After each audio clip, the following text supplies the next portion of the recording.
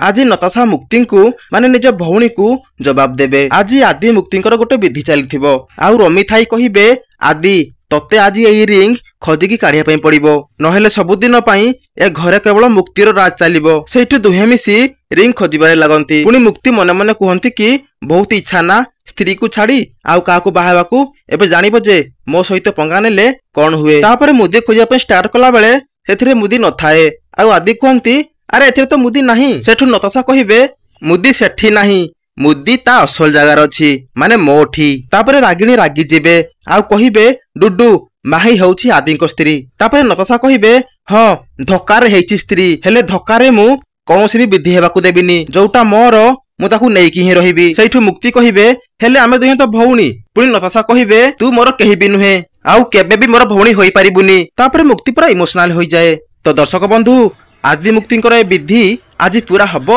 ना नाई आमको कमेंट करंतु।